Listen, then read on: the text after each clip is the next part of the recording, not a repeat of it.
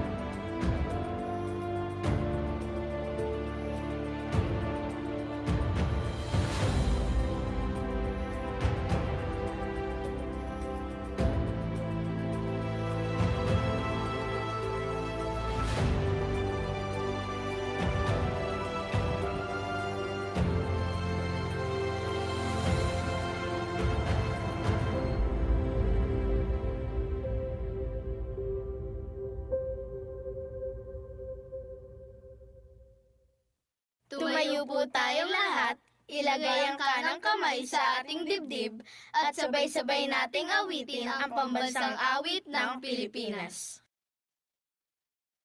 Bayang magiliw, perlas ng silanganan, alab ng puso, sa dibdib mo'y buhay. Lupang hinirang, tuyang ka ng magiting, sa manlulupi, di ka pasisiil, sa dagat at bundok, sa simoy at sa langit mong bughaw. May dilag ang tula at awit sa paglayang minamahal, ang kisap ng watawat mo'y tagumpay na nagniningning, ang bituin at araw niya kailan pa may di magdidilim. Lupa ng araw ng walhati pagsinta, buhay langit sa piling mo. Aming ligaya na pag may mga api, ang mamatay ng dahil sa'yo.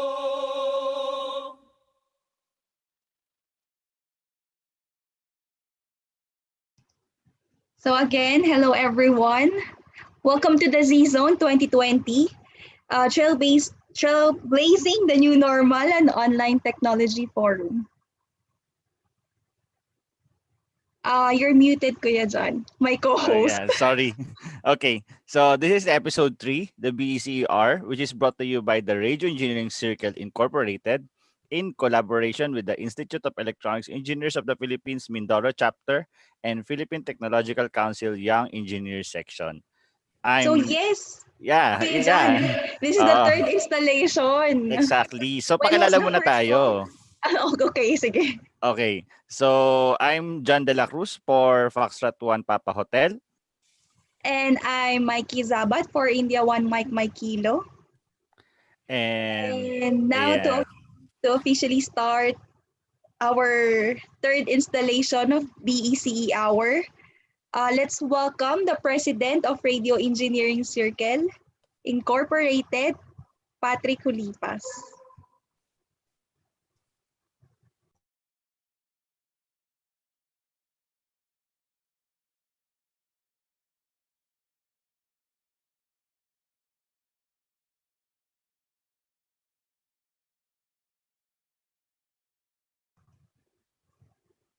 Okay, so I think we're having a technical difficulty. Yeah, oo, medyo mahina yung signal, 'no. Yes. So kumusta ka naman, Mikey? So Okay how was your naman. yeah, so napaka-ano pa rin 'no, we are still on this Staying at pandemic. home. Yeah, Yes. It's always been how staying. many months? Yeah, Since we're already at the 8th month eight, of the pandemic. eight, 8 months. I Wala, di lost na alam count. yung date. Nag-start na Yeah. yung burr. Yeah. So we all So Merry Christmas, everyone. okay. So Early Christmas actually greetings. actually our webinars, actually we're on the 6th month, no. Nakakatuwa kasi Mm-hmm. ang dami na nating webinars na produce, no. So gusto mo 'yon? Oh, Gusto ko 'yon. Siyempre. yes. Oo. So 'yon. So paano ba? Okay, let's start. Nakakatuwa na marami tayong attendees, no, actually. Yes. And to formally start, so Mikey. Okay, so again, please welcome now the chairman of REC Inc., Engineer Gerhard Tan.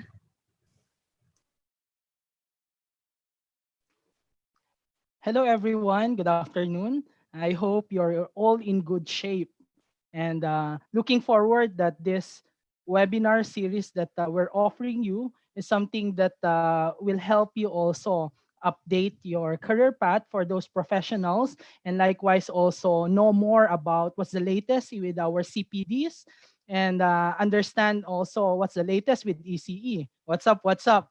For our students, I'm sure these are the things that they're waiting. When will be the next board exam? And what will be the content of the next board exam? Will there be changes because or brought about because of that pandemic that's happening around us? Or likewise, will it be easy? A lot of questions really, especially for those graduating students or those who had graduated who are going to take the board exam. So sit back and relax and also take this opportunity to ask questions to our distinguished three musketeers, our board of examiners, the BECEs, and likewise also ask questions later. So I welcome you and good afternoon. Thank you, Sir Hard. Again, sorry. Again, just to remind everyone, when you post photos on Facebook or Instagram, use the hashtag RecFreeWebinars, hashtag the Z-Zone, hashtag the BECER. Also, for those who weren't able to join us in Zoom, you may watch this webinar at facebook.com/rec.org.ph/live and rec.org.ph/YouTube. Okay. So Okay. yeah, so Mikey, so by the way, no, I would like to congratulate Mikey nga pala for For what? for staying at home. Yes. Thank So you. yeah, so sobrang Mm, sobrang nag-iba lahat during the yeah. pandemic. And syempre, we need as professionals, no, we need to keep updated on our knowledge, on our basic Mm, skills and so on, and to be introduced on the current trends, especially there are new technologies na ngayon mm, na like example na lang is before the cashless payment, no, parang before hindi natin pinapansin ang GCash tsaka Paymaya. So ang namamansin wow. lang diyan yung mga nagpapadala ng Mm, pera. But now, 'di ba, ang daming ng ginagamit na siya everywhere, even in 7-Eleven. yes. Actually may mga sari-sari store na rin na gumagamit ng GCash and Paymaya. So Mm, that's the good thing on yeah. the pandemic. Pero syempre, we see pandemic as a challenge to us also. Yes. So, okay, So Mikey. basically, for our webinar for today, it will be just a talk show. So everyone are encouraged to put on your questions at the Q&A box below so that we can ask our BECEs with the questions that you want them, of course, to answer. And I guess at the end of the Q&A, from the Q&A box, we will allow some of the participants to voice out their questions. Diba? So we will give them the limelight. Correct. So So, for those na who want to ask our BECE in person, I mean in, So yeah. yon, bibigyan namin kayo ng limelight. parang if they want to directly ask the question to the board, no? Don't worry, no? If the question is kung nahihiyaman kayo na itanong yon, we have the Q&A box and we will Yes. we'll do the asking for you. Okay? So, pero Okay, kung gusto so nyo, just inform us. Just inform us if you want to ask the questions. Okay, so let's start. Let's introduce our guest. okay, Kuya John, do the honors. Okay, Who are so our distinguished guests? This is our actually the third installation, so I'm pretty sure everyone knows them already. So yeah. so our guest for today is syempre, Yeah. the without further ado, the Board of Electronics Engineer Enrico Claro del Moro, Engineer Hermie Orbe, and Engineer Dr. Alnar Detalla. Let's give them an online round Round of of applause. applause. Woo!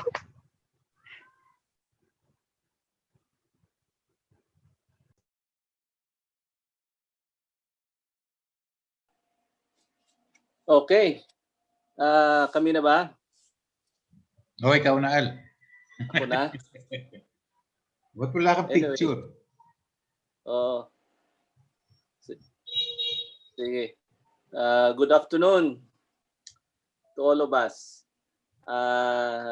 Again, it's your opportunity to ask question. I'd like to give credit to the organizers of this particular activity. This is very helpful, and to tell you for a lot of webinars that we have attended, marami na rin akong tanong na naisip for the board exam.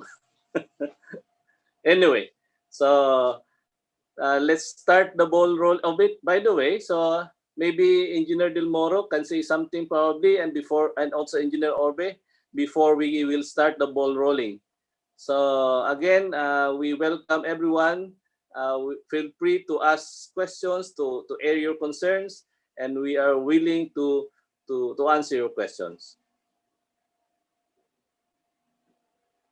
Okay, sir. Sige po. Sir Rico.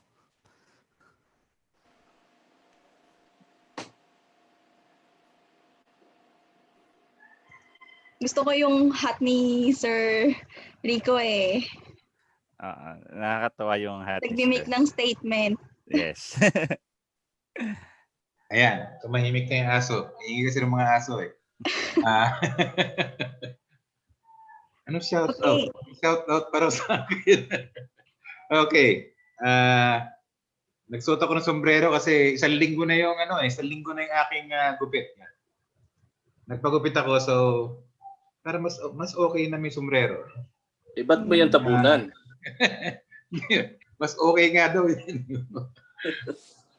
Anyway, let's start this. I will not take a lot of your time. So, wala naman ako masyadong sasabihin sa inyo except to answer the questions na may mga questions na may isang question na ako nakita rito and may pinadala na sila na list of questions.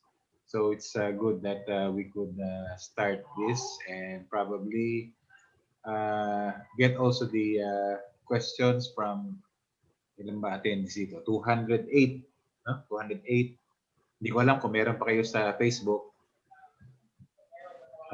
Yes, sir. We have sa Facebook and yung mga nanonood sa YouTube. So, are we all ready? Yeah. Okay. Let's start. Okay, so sir, yung yata, yan. sige pa, sir. Sige pa. Si Hermie yata. Apa. Hindi na nakagyo. Yeah. Si Hermie. Okay. Hello po, Sir Hermie. Yeah, good afternoon sa lahat. Wala na siguro yung mga greeting na yan. Siguro, let's move on. Di ba kayo nagsawa sa amin? Lagi kaming nasa inyo. Pangatlo na ata ito. Baka nagsasawa na kayo. Ay, hindi, sir. Di kami nagsasawa, sir.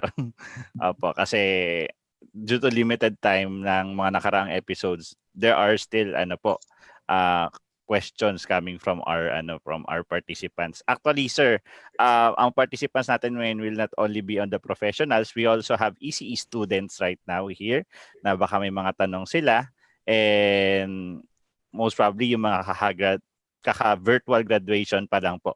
So anyway po. So yung mga questions po natin ngayon, yung mga sinend po nilang questions, we already grouped them. So we have some questions, technical questions. Then we also have the board exam questions. Not board exam related questions, not the board exam questions. Yeah. Baka malito tayo. Baka akala nila magbibigay tayo ng board exam questions. Hindi po namin gagawin yon. And also, we have also CPD and license questions po. And meron pa pong other questions po. Saan Okay. nakalagay? Nasa chat ba yun? Nasa chat o separately? Yung mga sinend po sa pre-registration, sir. Okay. Okay. We will start first po sa board exam questions, then CPD, then technical questions, then other questions. Okay. Sige, Mikey. So let's start first with the board exam questions. Regarding the board exam, Ito medyo first first question. is, tuloy po ba ang board exam sa April and plans for the board exam? Ay, akala ko mamili na ako sa sa JS, math or kasi board exam question yung sinabi. Oh. Schedule Tuloy po pala ba ng yun? exam. Anyway, no. Okay. So far tuloy yung April na exam natin, no? So wala pa namang advisory. Yung advisory na nabigay, cancel yung October. No? Mhm. So sa April tuloy yon. So we expect na marami talagang kukuha sa April, no?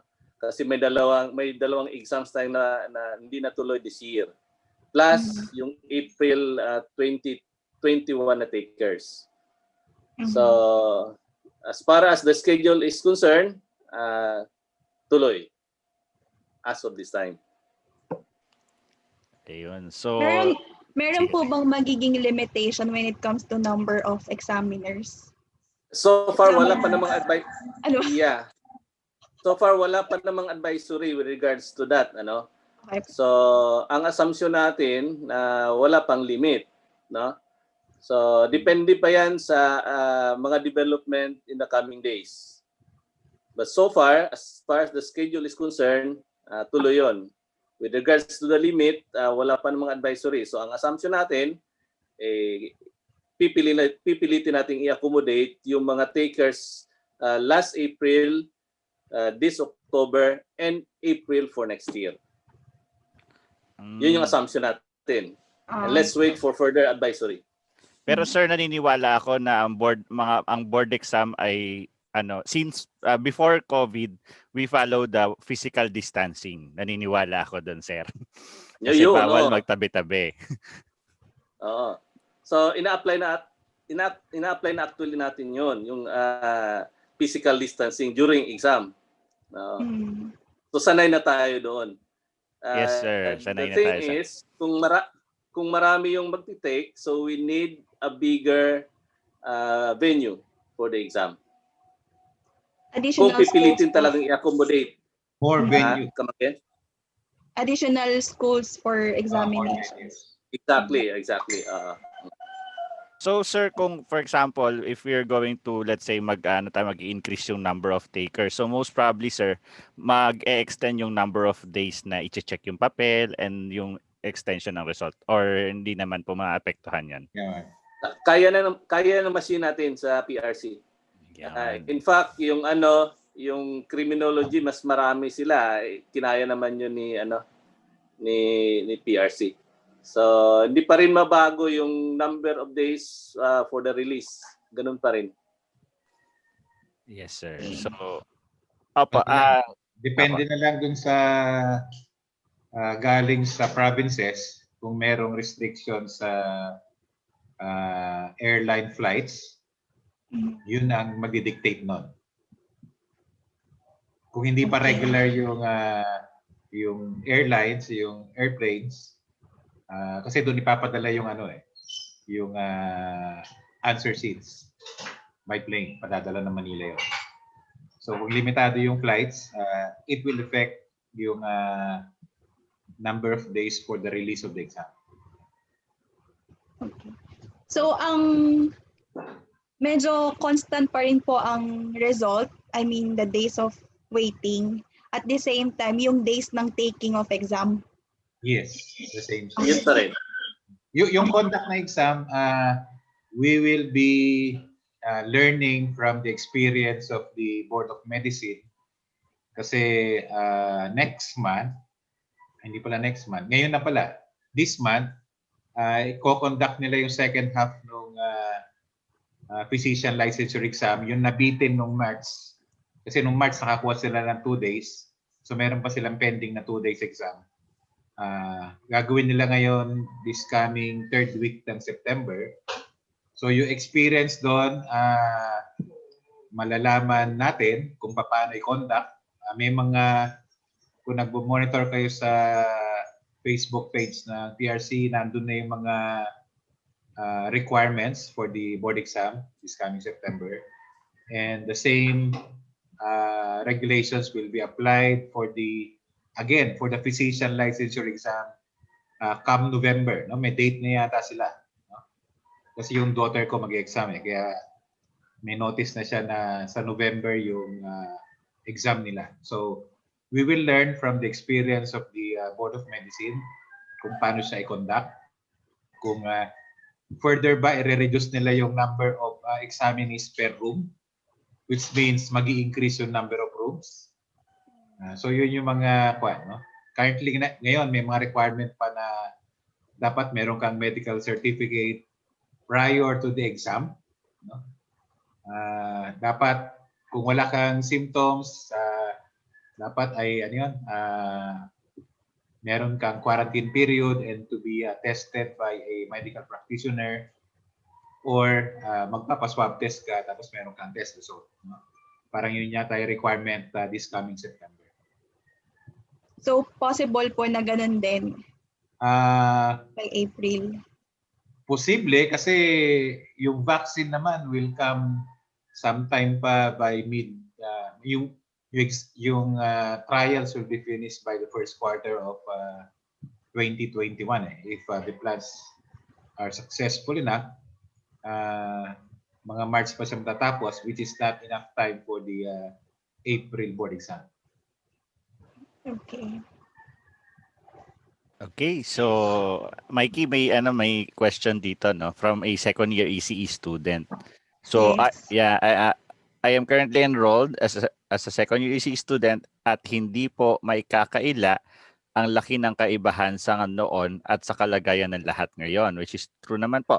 Any tips at payo po para hindi mapag-iwanan ngayong online learning lalo na po sa mga technical subjects? Okay, so tips. Second year student pa, no? Nasanay sa face-to-face. Nag-a-adjust sa online. Minsan mabagal yung internet, hindi natuloy yung klase. Tama? Hindi maintindihan ni student yung lecture ni teacher kasi dinadaan sa PowerPoint. Tama? Ibig sabihin, nag-a-adjust. Well, ang ma-advise ko, ganito. Marami tayong resources sa internet. YouTube. Okay? So you, just by simply typing the topic in the YouTube, mayroon ka na makuhang resources for that. So yun yung gawin nyo. No? Don't rely on your teacher. Kasi si teacher din nag-a-adjust pa rin as of this time. Si teacher, kung may problema sa internet connection niya, pares din kayo. Na? But then yung standard, yung curriculum hindi nabawasan. Ang issue dito paano i-deliver ni teacher yung content. Yun nga nagka-problema. No? Nag-a-adjust pa rin si teacher. Ang curriculum, yung syllabus hindi na bago, no? So we have to catch up. Teacher, faculty has to catch up. Student has to catch up. No? And then for the student part, there are many ways for him to catch up. As what I've said, online, marami kayong resources. Si YouTube is a good source of knowledge. By simply typing the topic that you want to learn, that's it. Kaya mo na makita yung mga videos doon. So kumbaga, sariling sikap tayo ngayon. That's my advice. Yan. So, aside from the online classes, sir, talagang we have to, parang before, sir, di ba pag meron di naintindihan sa face-to-face class, we have to go to library or online sources. So parang ganun din yung mangyayari ngayon, sir. So parang it's about parang diskarte on how to catch up with the. So, follow-up question, Sir, Dr. Alnar. Yeah, exactly. So, how about po yung mga laboratory activities? May plans na po ba na pwedeng i-relay sa mga teachers, professors? Like, how are they going to handle laboratory activities, especially it's purely online?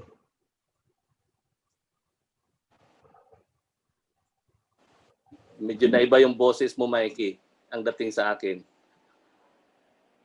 I don't know, how's my audio, okay ba? I just want to check kung sa atin yun galing. Sir, okay po yung audio niya sa amin, sir. Okay, sige.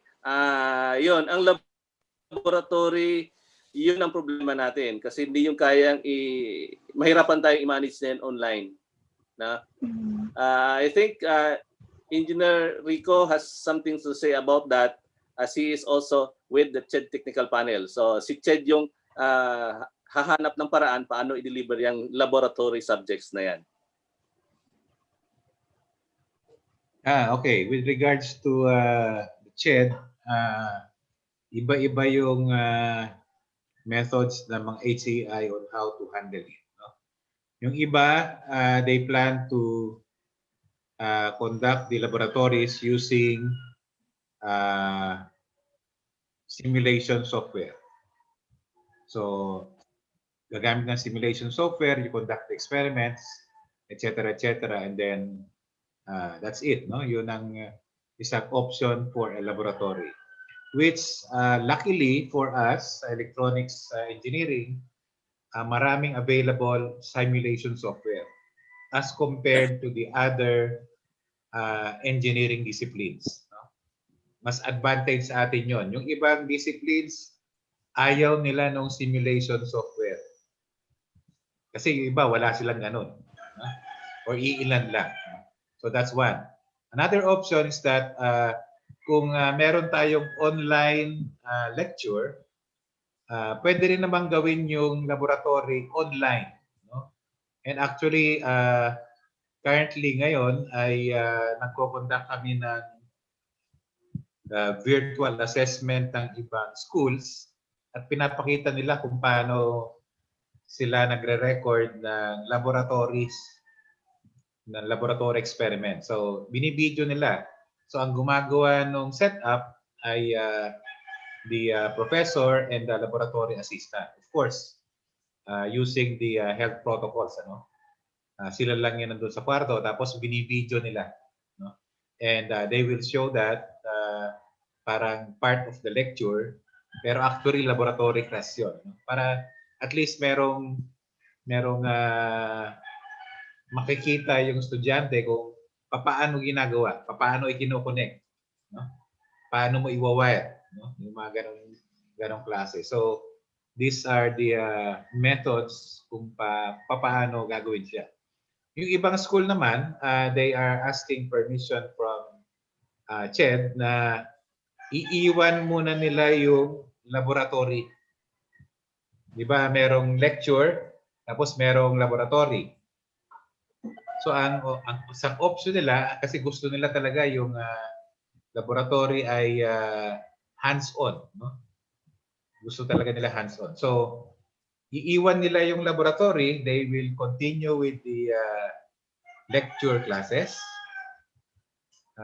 Kung prerequisite yung lab, even for the lecture, hindi nila susundin muna yon. They are asking CHED for the approval. Tapos, itutuloy-tuloy na yung lecture. Tapos kapag okay na yung ating sitwasyon with regards to this pandemic, sa kanila i-offer yung laboratory classes na may face-to-face. Siguro limited din yung no? Kung hindi pa talaga fully resolved itong ating problema sa COVID-19.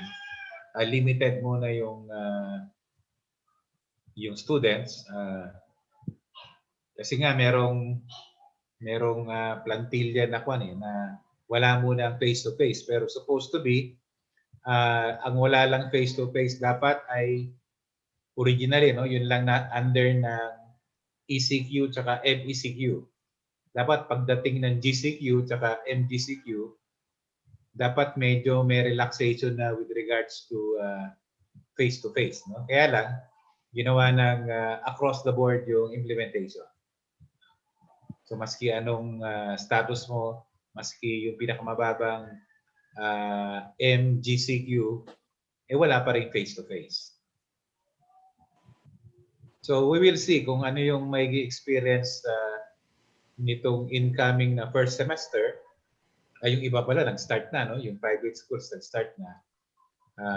Yun yung planong iba, nakita ko yung planong iba, hindi mo na nila i-offer yung laboratory for the first sem. Hopefully, kung okay na raw by the second semester, sa kanila siya i-offer yung laboratory. Sige sir. Actually, yung sa amin yung DSP, Digital Signal Processing po is i-offer din yung lab. Pero kasi more on math lab ng yung sa DSP. So, yun lang, medyo na lesson lang yung yung actual or yung physical na setup. So, plus may mga laboratory activities tsaka I think may exam po part ng parang final grade yung parang online, parang via Zoom na exam. Yun po yung ginawang strategy sa sa DSP po namin. Ayun, and pero po for example po kung hindi naman po need ng for example po may mga subject tayo na hindi naman may laboratory po pero hindi po kailangan ng face to face. Pwede po naman natanggalin na yun.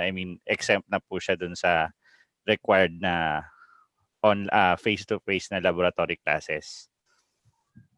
Nasa sa HEI na yun. So, okay po. So, nasa kanila na ang decision po.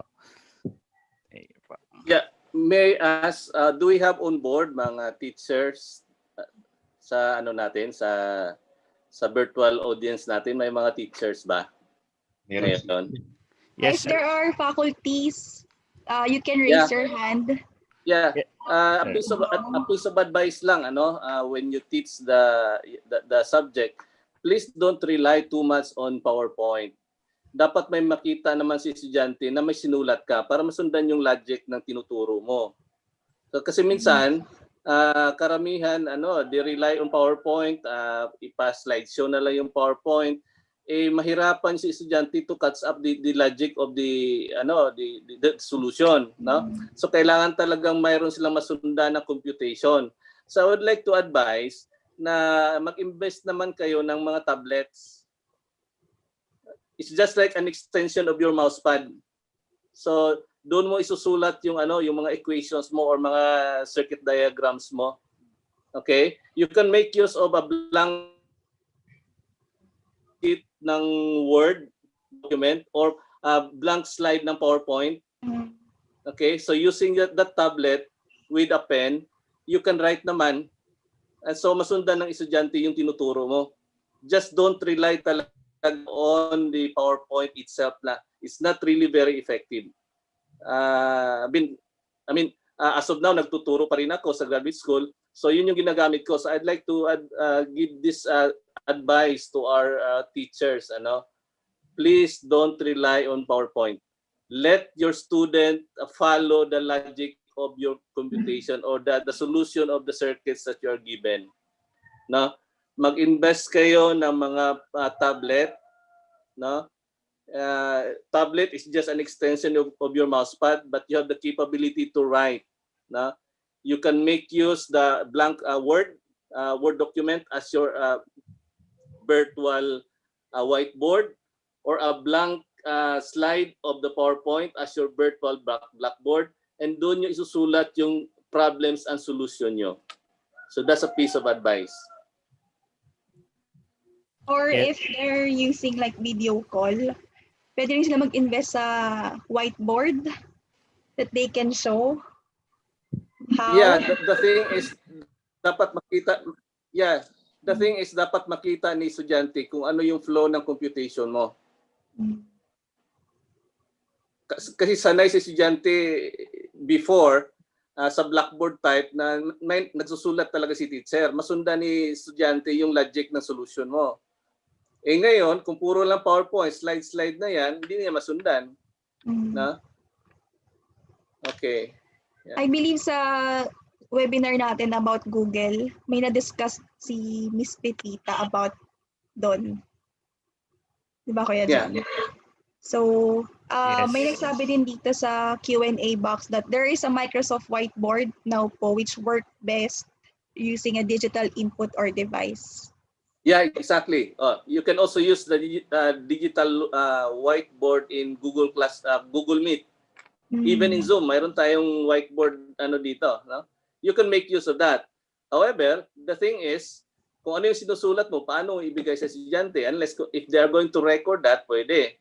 But the good thing about Word document, after you discuss, yung Word document na yon, yun yung pwedeng ibigay mo sa estudyante mo as their notes. Just convert it to PDF or just leave it as Word as it is and then send it to them.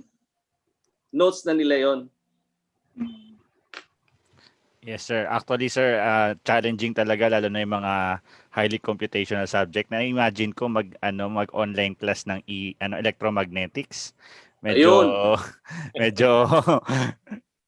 yung mag-iisip ka pala ng gumaganon-ganon pero mas mahirap pag online class. So, yun po siguro it's a good thing po na yun nga po dapat we can invest on the whiteboard or we can use the other digital boards na meron tayo. And if they have money to though medyo mahirap ngayon, yung parang tablet, tablet po na ginagamit sa drawing.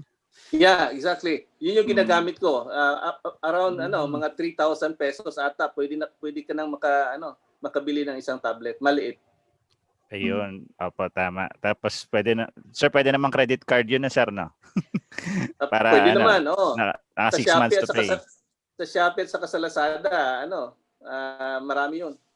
Ayan, sakto po kakatapos lang nung 9.99 sale. So ang kasunod ay 10.10 sale. So abangan niyo na po. Yeah, if I may ipakita ko sa inyo. Wait. Sige, sir. Sige, sir. So while waiting for them, so we would like to acknowledge first yung ating mga attendees dito sa webinar via Zoom, via Facebook, and via YouTube po. Ayan. So ayan. So yan. So ayan yung iPad. So ito yun. Dito iPad, tablet oh. Tablet. Okay. You can write. Mayroong pen. Dito may sulat. And then makikita doon sa virtual whiteboard mo or yun doon sa Word. No? This is just an extension of your mousepad. Mm-hmm. So si Sir Al. Ginagamit pa nagsasign. Digital signature. Po nagsasign po sa mga documents. So sa mga kunyari sa NBI po kailangan ng sign. Pwede rin to. Oo. Ginagamit. Pwede rin, oo. Okay. So move forward na. Yeah. Sige, sir. Before we move forward, acknowledge ko rin po si Engineer Manny Estrada of Globe Telecom. Hi, sir. So, ayun. Tapos, pamain na lang daw po, sabi ni Sir Paulo Laguna from ICEP Singapore. How much daw po? ng ICEP Singapore. Hello po sa mga taga-ICEP Singapore. Dalawa po yung nakita ko eh. Ayun. Pero baka marami pa sila. So, sir, may nagtanong po kasi regarding dun sa special, yung SPLE dun sa, I think sa Saudi po ata ito. So meron po bang updates po regarding doon? Okay. Kung matuloy ba? No? Yes, sir. Yes. So, yun nga. As of now, Wala. wala pa kaming update regarding doon sa SPLE. Kasi nga, nahirapan nga tayong pag-isipan kung ano yung ano natin gagawin dito sa sa Philippines. So, yung ano naman, yung discussion regards to SPLE, yung exam abroad, ay parang hindi pa napag-usapan, no? So ang concentration ngayon sa mga discussion, paano natin i-conduct yung exam dito sa Pilipinas. So malamang sa malamang kung anyway, I will not say anything, I will not comment on that, no?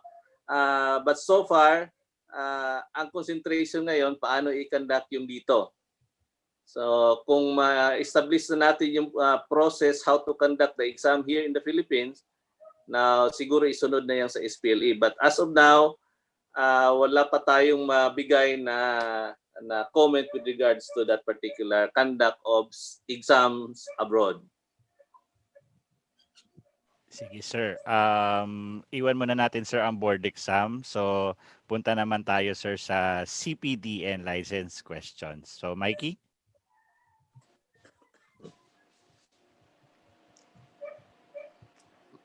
Okay, sige, ako muna. Hello, kay Engineer Hermie. For Okay. CPD. Andiyan po ba si Andiyan. Sir Hermie? Hello, sir. Yeah, go ahead, go ahead. So the first question is, until when is the validity of the earned CPD units for this COVID pandemic? Until what validity? When you say validity, it's generally within the cycle. Within the 3 years, meaning within the cycle. Let's say if you take your CPD today, 3 years yon kung if it falls yung iyong license mag-expire today. So 3 years ang validity nun. Okay. So, So, sir, Let me clarify the question nga. Paki-ulit daw, Mikey. until when is the validity of the earned CPD units for this COVID pandemic? So yung mga na-earn po na CPD galing sa mga volunteerism po for this COVID pandemic. Yung bang tanong niya, kala ko yung normal na CPD. Oh. It can be used sa dalawang cycle, yung na-earn sa pandemic, provided it is covered by the 1240 and 1239 resolution. So within 2 cycles, basta covered siya ng 1240 and 1239 resolution. Frontliner dapat. Yun nga, nandun sa resolution yun, 1240 resolution and 1239 resolution. Okay, just to clarify the the probably some follow-up answer siguro, no? Halimbawa, by next year wala nang pandemic. So yung na-earn mo ngayon, valid yan for 3 years. Okay? Klaro? So kahit na next year wala nang pandemic, yung na-earn mo this year, you can still use that. No? So however, itong 1239 at saka 1240 na CPD related to pandemic, as long as may pandemic, we can use that resolution to earn CPD. Okay? But the validity of that is within the period of 3 years. Now, by next year, kung wala ng pandemic, itong nakuha mo ngayon, using the pandemic na resolution, you can still use that kasi pasok ka pa sa 3 years. Okay. So sir, itong mga webinars na ganito, sir, so maki-credit to as CPD. Exactly. Oo. So actually, sir, ang daming webinars, no, hindi lang dito. Kapag nai-apply nyo sa CPD Council natin, accept siya. So it's either self-directed or pwede rin siya. apa. Pero kung yun, i-evaluate pa ng CPD Council nasa Remy. Apa. So, yan sir. Actually, pero this one hindi ko nakitang in-apply as provider. So lahat ng participants nito can use this webinar sa sa self-directed. Pero not yung provided a provider, not under the provider group. So self-directed pa rin. So, sir, ano na po, confirmation. Yung sa self-directed po, 'di ba yun po yung ina-apply 60 days prior dun sa ano? I mean, at least 60 days prior dun sa expiration para yung paglabas po ng ano, ng result ng evaluation. Yun po ba yun? Hindi. Or Yung self-directed, anytime pwede mong i-apply yon. Yung 60 days na yung may mga deadline, yun yung ina-apply ng mga accredited providers natin. Okay. Sige pa. Pero yung statement ni Jan, medyo may sense yun dahil siyempre bibigyan mo ng time si Sir Hermie para evaluate yung submission mo. Alam nga namang 10 days before mag-expire yung lisensya mo, saka ka lang magsasubmit, no? Once a month lang yung meeting nila. Baka hindi tumama yung meeting nila dun sa renewal mo. May pandemic pa. May pandemic pa. Oh, kaya nga. So, I believe rin yung answer sa question dito na regarding po sa license renewal, how can we apply those webinars we have attended for CPD points? Since some of the webinars has no equivalent CPD points, automatic na po ba accept ang PRC yon once we submit the printed copy of e-cert? So, yun yung self-directed na, sir. I-apply nila. I-apply nila, pero mas the good thing now, medyo relax si PRC. Lenient siya, no? So we make use of that opportunity, but then it's not automatic na ma-approve 'yon, no? But the thing is, very generous tayo ngayon with regards to that kasi nga maraming restriction no? So make use of that situation.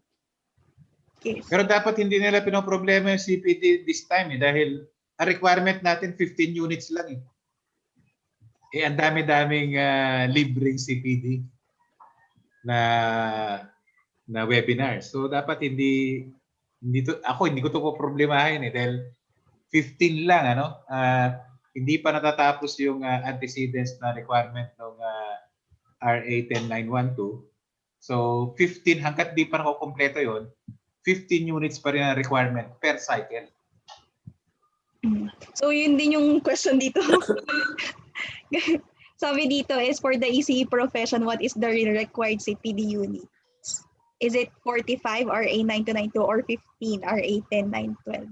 Nabasa ko yung question na yan. Actually, mali siya dun sa 9292. 9292 did not require a number of CPD units. So, nagsiset nun is the implementing rules na for that particular item sa CPD or CPE pa, ang nag-set nun ay PRC.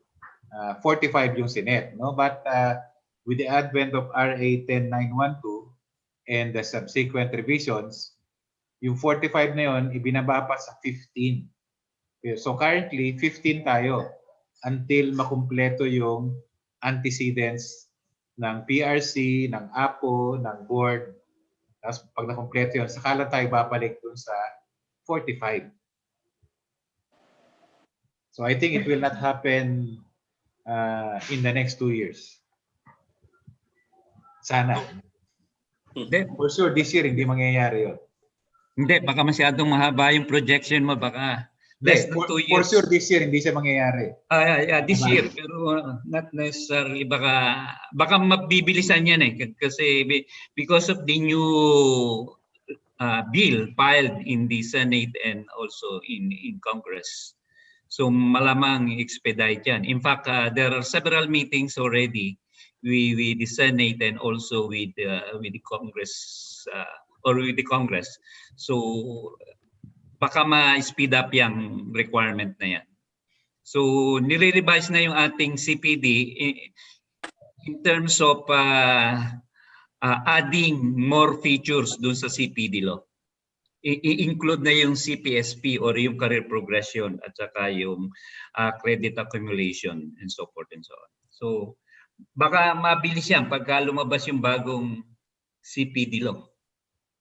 Yeah, by the way, in addition to what Engineer Orby had said, totoo nga, mayroon tayong mga bills, may bills sa PRC sa Congress to amend the PRC at the CPD bill, no? Or CPD law. So if ever ano yan siya, ma-pass into law, yung IRR ng dating CPD law, ma-supersede yun sa bago. Na? So, ibig sabihin kung by that time, kung hindi pa na-comply yung mga antecedents ni PRC, hindi na yan pwede mahintay natin. Doon na tayo papasok sa bagong batas. Na? Kaya, yun, pwedeng mapadali yung requirement ng CPD talaga na hindi na siya 15. No? Sige, sir. There are some questions po dito. Like, yung sa, I'm sure yung sa ano po, I can't remember the number po, pero yung Board of ECE resolution po ba yan? Or ano, yung regarding po sa self-directed, yung may percentage po na requirement lang for SDL? Ano yun? Yung meron po I mean say I'll rephrase my Yeah, question. there is this 30% lang yung yung self-directed. In total, let's say the total is 100%. Only 30% maka-credit yung self-directed. Nasa ano yun, nasa guidelines na pinalabas ng PRC. It's a general guideline ng PRC. So 30% lang. Okay po. Sorry. General guidelines po. Okay. So pero po ano po ba for this period ng pandemic, pwede po bang ano yun? I mean, may nilabas na po ba na i-relax yung 30% na requirement or so far wala namang resolution with regards to relaxing the self-directed percentage requirement. So the same pa rin. Hindi binago yung guidelines. Okay po. So sige po. Another question po about sa mga webinars. Are all ICEP webinars are accredited for CPD? Kung i-apply nila. Kung nai-apply. Yung iba po hindi i-apply. Iyan ang problema. Hindi pwedeng maging automatic dahil nandito kami, automatic na na yon, automatic na credited. Hindi, kahit na nandito kami o kaya kahit na nandiyan si President Duterte, hindi po automatic na makikredit sa CPD o meaning hindi makakredit dun sa PRC yan. So it has to be applied. So liwanagin ko lang yun kahit na the president nandito sa seminar na ito, kung hindi in-apply, hindi po credited. So ililiwanag ko lang yun kasi baka maging dahilan yun na dahil sa nandito yung presidente ng Pilipinas o kaya nandito kami, automatic na makikredit. Hindi po. Okay, sir. Noted po. With regards naman po sa yung ECOGS, since I think there was an announcement po that we'll be accepting the ECOGS from my ICEP. So actually the question pa rin po is kung tatanggap pa rin daw po ng hard copy na COGS na ini-issue ng ICEP chapter po. Well, yung matanggap pa rin yung but the good thing is kaya nga pinagaan natin yung sitwasyon, ginamit natin yung electronics COGS, no? But then kung gusto niyang mag-print pa talaga hatid doon sa PRC, walang problema 'yon. Nasa sa inyo yun. Oo. Palagay ko tatanggapin pa rin yun. Tatanggapin talaga. Oo. So, i-verify pa kasi merong tinatawag na code yun So, ang gagawin doon sa PRC, i-verify yung code kung talagang tama yung COGS na sinagmi. Okay po. With regards naman po sa mga ating mga OFW, hello pala po sa mga ating mga OFW na engineers. Are they still exempted pa po sa CPD? Yes. Yes. Oh, as of today, Oh. exempted pa. While Wala pang resolution to the while nasa transition period. Swerte na Yun nga. mga Pero yun nga for those professionals abroad, careful lang tayo kasi minsan kasi may positive effect yon na libre yung CPD, may negative effect din yon, no? So kasi karamihan sa abroad, mga professionals natin, yung mga license nila mayroon talagang CPD. Kung tayo lang yung wala, probably it can affect your value natin as professionals doon abroad, no? Yun lang yung negative effect noon. Happy tayo kasi walang CPD requirements, but then in the other hand, kung malaman yan ng mga foreign professionals din doon, di ba, na wala palang ni-require na CPD, baka it can devalue your license. Yun lang yung doon, bantayan natin. Actually, malaki effect sa OFW kung hindi sila magsi-CPD. Kasi Tama. eventually magkakaroon tayo ng credit accumulation transfer system. Na lahat ng CPD na nakuha nyo, merong equivalent sa academic. Although hindi yung 1:1, but there is a system being developed na all your CPD points will be accredited sa system natin. So, in effect, yun nga sinasabi ni Dr. Anlal, yung ating value baka mabawasan. Kasi the CPD creates or add value to our qualification. So, kung hindi ka nagsi-CPD, so yung qualification mo hindi na dadagdagan. So, in short, hindi tumataas yung value mo as a professional. So yun ang disadvantage kung hindi OFW hindi nagsi-CPD. Kasi dapat mailagay nila sa database yung kanilang CPD. Kasi doon manggagaling yung information sa credit transfer. So baka pagka walang record yung CPD yung CPD database mo sa PRC hindi ma-reflect dun sa sa credit transfer system. So yun ang disadvantage. So pag hindi ka nag-CPD. Thank you. Yes, sir.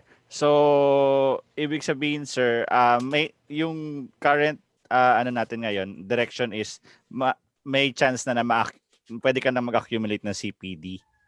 I mean, yung points. So for example, tama po ba yung understanding ko ng credit transfer? For example po, nag-renew ako, then may sobra akong points. Matatransfer siya sa next cycle or different po yung No. Hindi yun. Sige, ikaw mag-explain. Hindi yun. Iba yung context, no? Ang pinag-usapan natin dito, yung value mo as professional. No? So, ibig sabihin, kung hindi ka talaga nag-CPD, kung malaman yan ng mga professionals abroad, ibababa yung value mo. No? It's not related to points per se. Nag-CPD ka para tataas yung value mo as professional. So yun yung yun yung punto natin diyan. No? We need CPD para tataas yung value natin as professional, ang credibility natin as professional. So yun, it's not about points, it's not about CPD points, but ang value mo as professional. Yun yung point, pinaka-importante doon. Yes, sir. Add ko lang din, siguro kasi ang purpose naman ng CPD is to enhance yourself as an engineer. Diba? Totoo yan. Iyon talaga ang purpose ng CPD. Pero what I'm saying, baka ma-misconstrue yung sinasabi ko about career, yung CATS or yung Credit Accumulation Transfer System. Hindi yung sinasabi ni Jan na makikredit the next cycle. Hindi yun. The Credit Accumulation Transfer System is a system that determines yung equivalent ng CPD points to a, let's say, academic points. So yun yung which yung academic points, yun yung magsasabi sa iyo kung ikaw ay nagpa-progress. So nakatayap yan sa tinatawag na CPSP or the Career Progression and Specialization path natin or program. So nakatayap yung credit accumulation transfer system doon sa career progression and specialization. So hindi yun sa accumulation ng points para for renewal, hindi yun. Gusto ko lang iklaro yun. Yes pa. Okay po. So talagang it's not only for the points, tama po. It's also for our kumbaga part ng career path natin na we attend CPD. Though, di ba po parang tama ba sir, ito yung parang counterpart sa law na yung mandatory continuing legal education? Yes.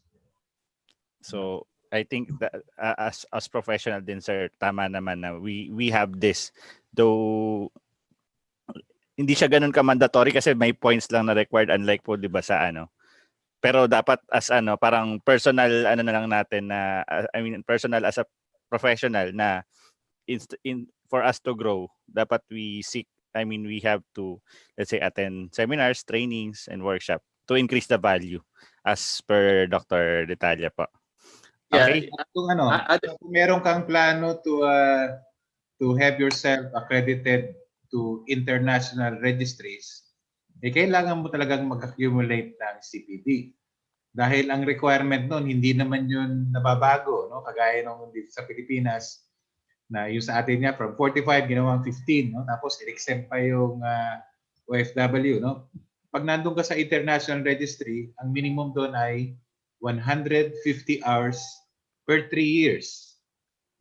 No? So yun ang requirement nila. So, halimbawa, marami dun sa ating mga OFWs, naka-register din sila sa international registries, ASEAN, APEC, ACPE, and to renew their license every 3 years, they have to show proof na meron silang accumulated 150 hours ng seminars and trainings.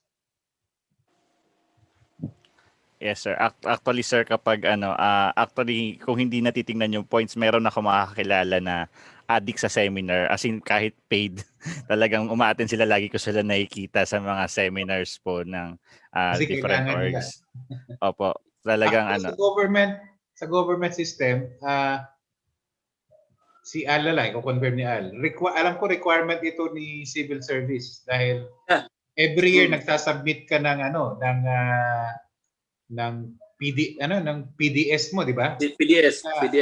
Nagsasubmit ka ng PDS, maglalagay ka doon ng mga seminars na na-acquire mo during the year. So kung hindi ka nag-a-attend, ilalagay mo doon. Okay. So, yeah, at saka yung naman natin, yung mga providers natin, dapat may value din yung binibigay na training. 'Di ba? Kasi tanggalin na natin sa mindset natin na it's all about points, no? Tanggalin natin 'yan sa mindset natin. Value yung i-instill natin sa mga isipan natin. So dapat yung mga provider din should give yung mga valuable na mga topics. Kahit na mahal 'yan, kasi value yung naka-instill sa mind natin, kakagatin yan ni professional kasi value yung hinahabol eh. So kahit na mahal yan, it's not an issue yung payment, as long as talaga yung topic, valuable talaga yung topic, ay hahabulin yan ni professional regardless of the price. Yes sir. So sige sir, actually ang ganda ng discussion natin. Siguro sir, baka mag-episode 4 tayo dito kasi marami tayong questions pa rin. And maganda yung discussion, yung flow ng discussion, sir. So, walang problema. Yun. So, naka-schedule na tayo ng episode 4. Naging valuable tuloy yung mga insight natin dyan. Yes, sir. So, iwan muna natin, sir, ang CPD and license. Let's go to PECE, sir. Actually maraming tanong dito, and ako rin personally, ako po ay interested na malaman kung ano po yung update sa PECE application, PECE interview for this period po for 2020, or kung may mga plans na po for 2021. Okay, so ako muna, no? So as what I've mentioned in my previous talks, no, this is not an ordinary interview. It is an exam. So dapat siguro natin yung security sa system natin so that the result will be credible. So although may mga ideas na to conduct it via online, but the thing is we have to secure the system so that the result of the exam, I don't name it as interview, so that the result of the exam will be credible. So we have talks na or ongoing mga talks with other profession na may mga professional level din. So ongoing pa, no? Wala pang napafinalize na mga guidelines or resolution with regards to that. Kasi nga, yung focus natin is a secured system so that the result of the exam is credible. So yun talaga yung nakapaano sa atin, no? We need to have a secure system. So siguro other inputs from other members of the board.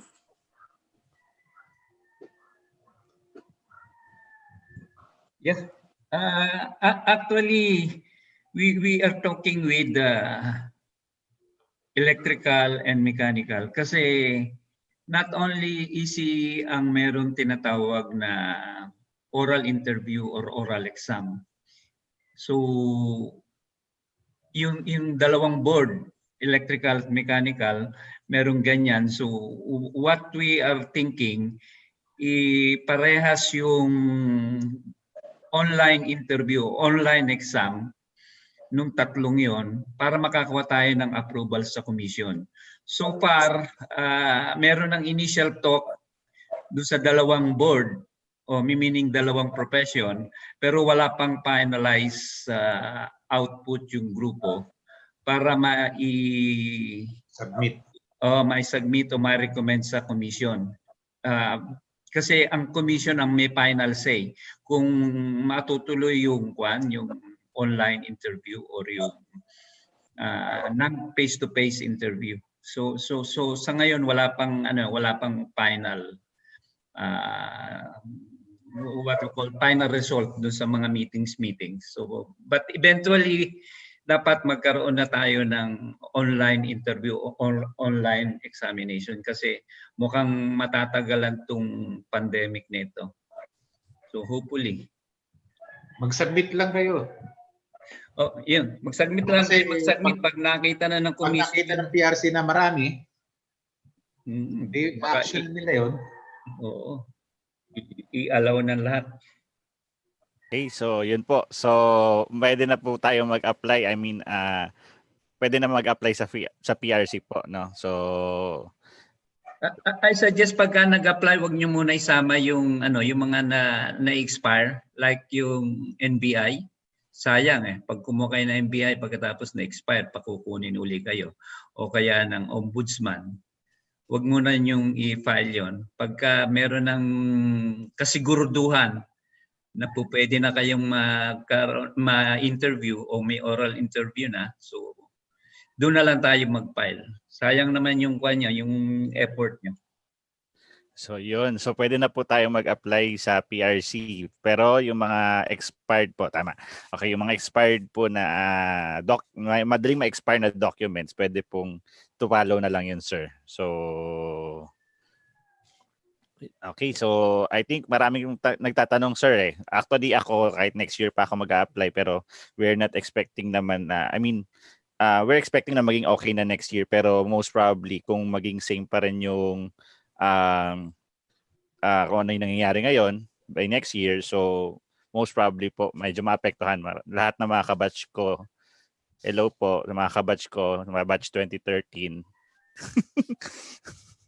Yung first 7 years. I would suggest na mag-submit na kayo ng application nyo kasi yung natin, scheduling natin ng interview, depende yan kung sinong naunang nakasubmit. So hindi naman, sir, one day po yung exam. Yun. So if one day. Ha? One day na po yung exam. Yung schedule mo one day, pero hindi naman. Depende sa'yo. Oo. Kung Kasi wala naman kami makita problema sa tao, hindi naman namin pinapatagal eh. Apa. depende yun sa applicant kung how ready is the applicant is. Paano sir yung mga nag-a-apply for PECE na nasa abroad? Yun nga, they have Okay, to kung submit apply the sila documents rito. sa PRC. Oo. Mhm. Pero yun ang pinag-usapan natin, yung conduct of online exam or online interview. So yun yung ginagawa pa natin, yung pinapalis pa natin yung guidelines. But then, para ma-schedule sila, they have to submit a document. Kasi wala man kaming basis to include them in the schedule of interview kung wala silang document na pinasa. Okay. Sige po. We will prepare for that, no? Especially po kami sir na mga batch 2013 yung first board na first board exam na nung December, I think December 2013. Oo nga, no? Apo. So we're turning 7 na po. Oo nga, no? Well, ganito din. Marami kasing na mentoring gano'n, no? Yung mga PECE natin, they are the ones who are capable of mentoring ECE who are aspiring to become PECE, no? So gawin mo lang mga assistant yung mga ECE na yan in your projects, mga PECE is a way of mentoring them, no? So yun lang. So kayo ding mga ECE aspiring to become PECE, hanap kayo ng mga PECE na mga practicing PECE para you can learn from them. So that's a tip also. Sir, we will po. By the way, sir, acknowledge na po namin from FB Live. Hello po sa ating NTC OIC Regional Director for Region 1, Engineer Jovi Chongko. Hello po, ma'am. So, yun, sir. Mikey, may questions pa tayo? Actually, Move marami. forward na ba? Actually, madami. Move forward muna tayo sa other questions. Yes. Or sa technical questions muna. Sige, technical questions tayo, Mikey. So, nauuso po ang piso Wi-Fi ngayon. Kaliwat kanan, meron nagpapatayo ng antenna for Wi-Fi distribution sa negosyo na yan. Kailangan po ba ng necessary permit sa NTC ang kanilang antenna na hindi na po ba nila kailangan? Or hindi na po ba nila need ng electronics permit sa ganyan? Kailangan yan Yeah. Kailangan ng NTC permit. Hindi po pwede basta anything. Telco din naman nag-radio niyan, di ba? Yeah, kailangan ng permit sa NTC. And then when NTC requires them a permit, the permit requirements, yun yung electronics plan. Kasi si NTC yung implementing agency. So sila yung nagre-regulate sa mga ganyan, especially kung business yan, But yung gumagawa ng mga antenna per se, wala namang yon. No? Anybody can design an antenna kahit na hindi ECE kung hobby talaga niya. Pero if he is going to do that for business, lagot siya kay NTC. Yes. Di ba? Kailangan niya ng permit, no? And then in the process of getting a permit, NTC will require him also the electronics plan. So doon na papasok si ECE. No? So that's also one of our possible resolution in the future. No? If you notice, in fact, na-mention ko na to in my previous talks, marami tayong makikita dyan sa tabi-tabi, nagre-repair ng mga cellphones. Mga TESDA graduates, hindi naman ECE. No? Siguro we would hopefully we can pass a board resolution na at least man lang ito nagre-repair ng mga cellphone, they will be supervised by at least a licensed technician, where yung nakapaskil doon yung lisensya ng technician na yun yung nag-supervise sa kanya. No? Kasi yung mga nagre-repair, mga graduate lang yung sa TESDA, mga vocational, no? Walang lisensya. No? We'll find a way na ma-supervise yun sila sa mga licensed technician. At least licensed technician. So yun yung posibleng gagawin natin, no? Para man lang masaya din tong mga ano natin, mga magamit din yung lisensya ng mga technician natin. O pwede ring ECE, pwede ring PECE, no? But for me personally, okay na yun at least technician, no? Siya yung mag-supervise ditong mga cellphone repair technician, no? So mga ganun, parehas lang din yun, no? Nagsusulputan na yun yung mga pesonet na yan, no?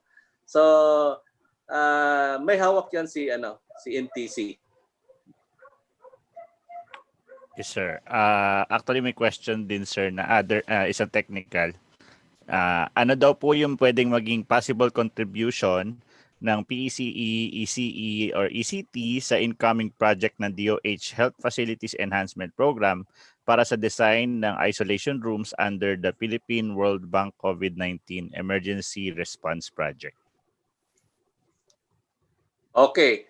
Ipapasa ko yan kay Engineer Del Moro. Officially, wala tayong relationship dun sa project na yun. So, independently, si PRC, meron siyang sariling project. So, ang project ni PRC ay tinawag niya yung mga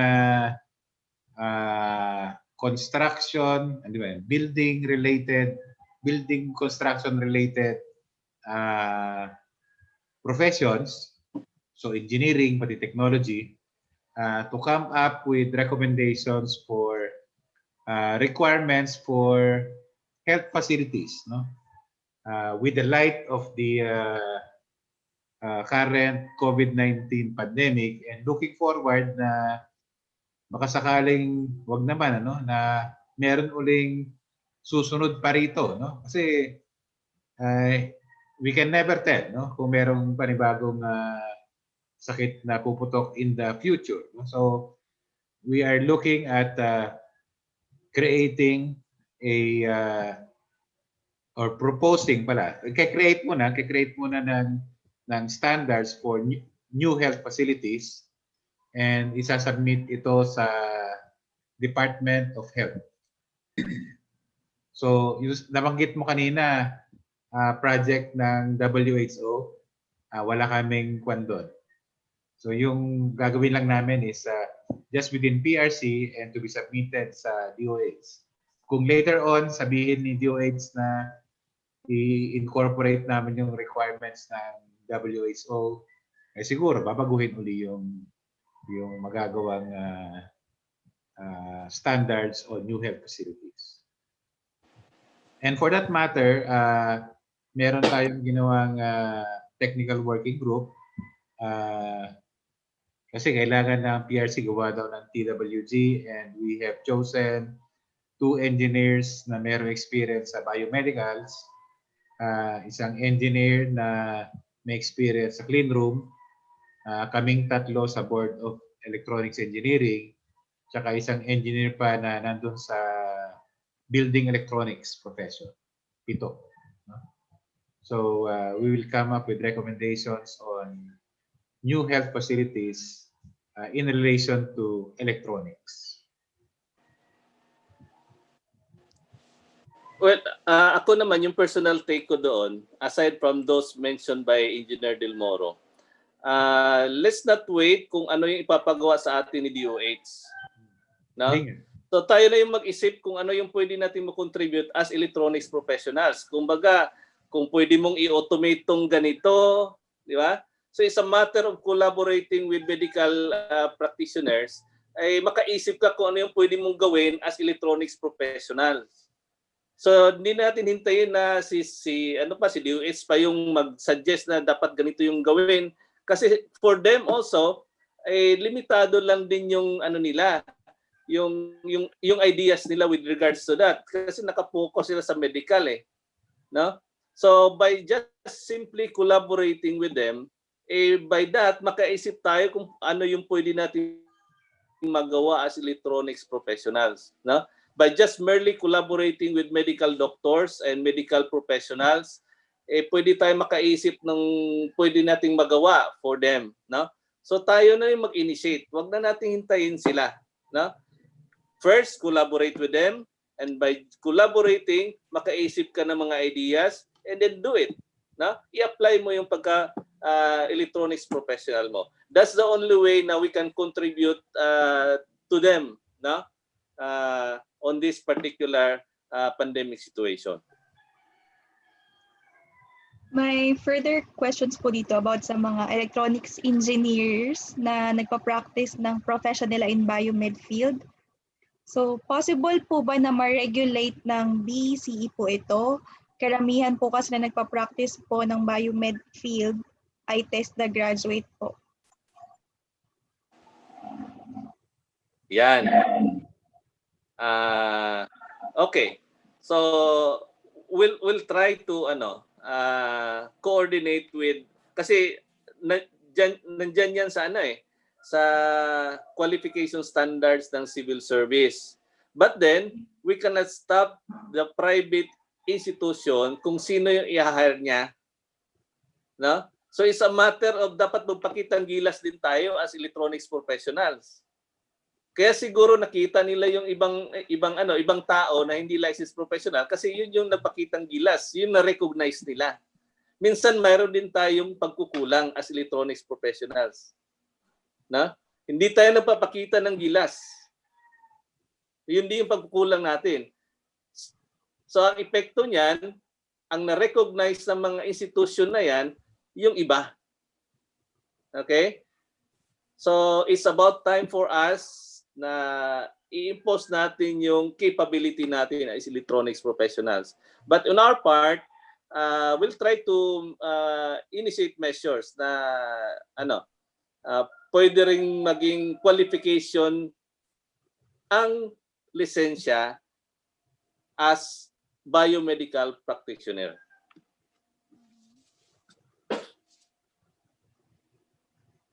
Thank you po, sir.